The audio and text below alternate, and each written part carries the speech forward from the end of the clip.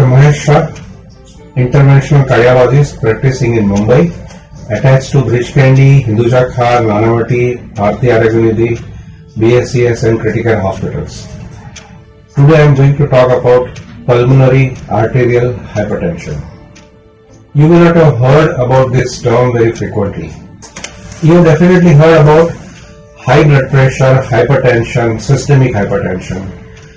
That is the blood pressure into the peripheral arteries supplying hands, legs, abdominal organs, brain, etc.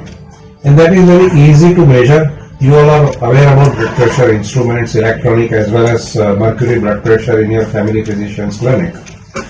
Pulmonary hypertension, on the contrary, is the increased blood pressure into the blood vessel supplying the lungs.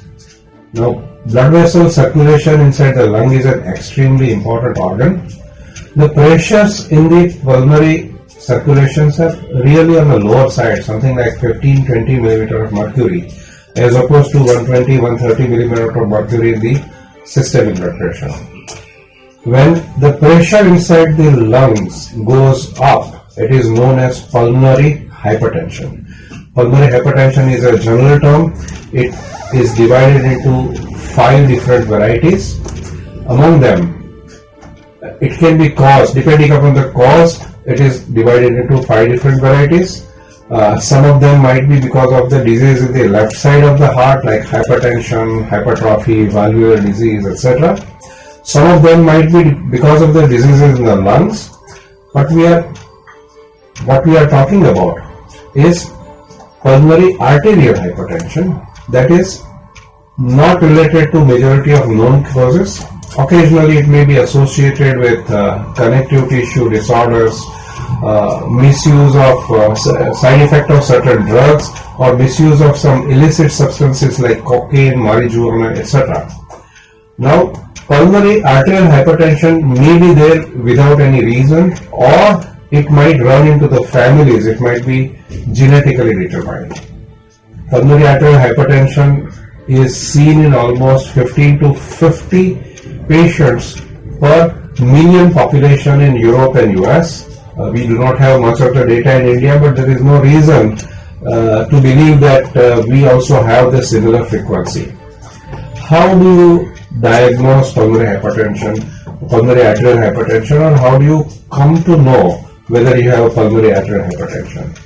Well, in early phase of the disease, there may not be any symptoms, but as the disease progresses, you might feel excessive fatigue on exertion, breathlessness on exertion, you might develop dizziness or syncope, there might be swelling of the legs, swelling of the abdomen, or blue discoloration of the fingers and lips because of the decreased oxygen saturation in the blood might appear.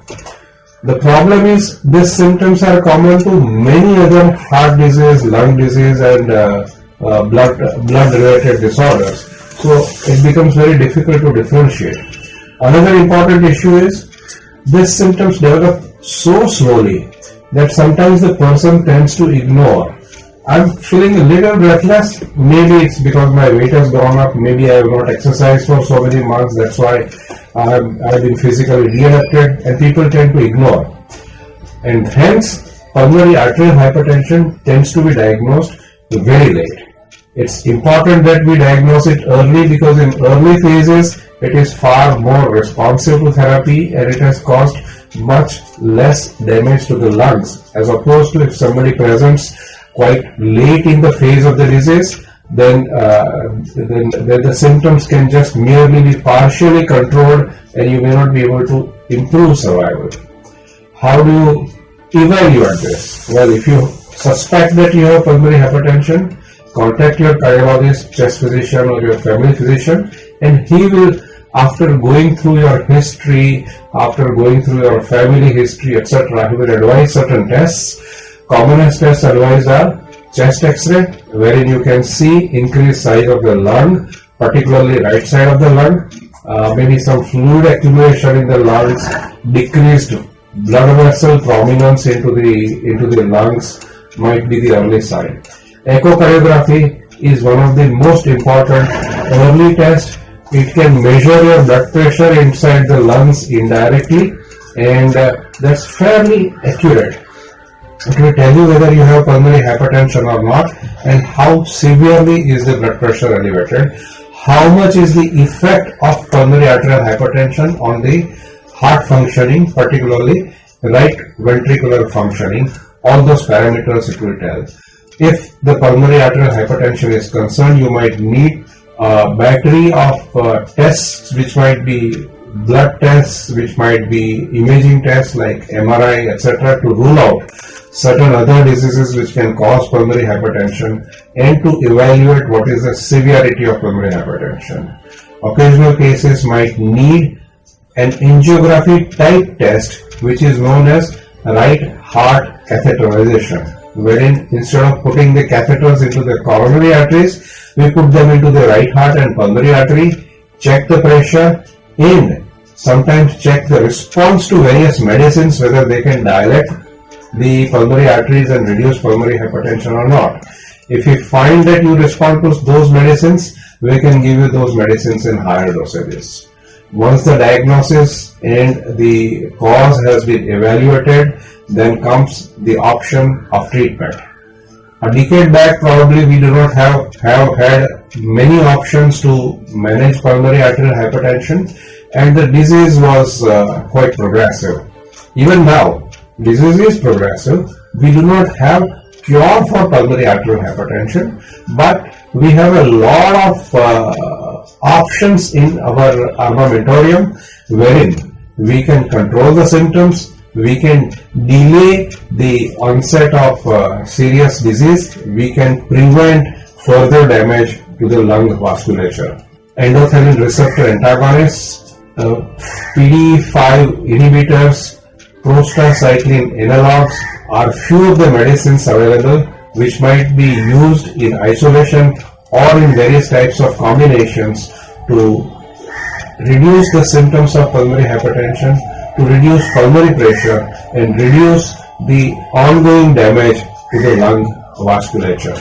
Apart from medicines, you will always need some kind of lifestyle changes.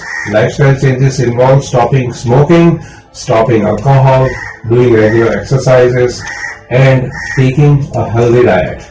In the late stages, patients might require oxygen supplementation on a regular basis to keep the oxygen levels in your blood at the normal levels.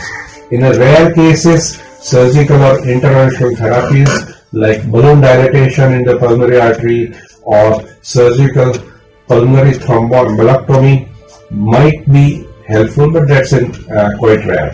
So, friends, pulmonary arterial hypertension is better detected early, suspected. If you suspect it, seek medical opinion from your doctor. Though the disease is not curable, there are a lot of options available which can retard the development of the late stages or complications, and a person afflicted with pulmonary arterial hypertension in today's era can quite be hopeful of normal functioning life.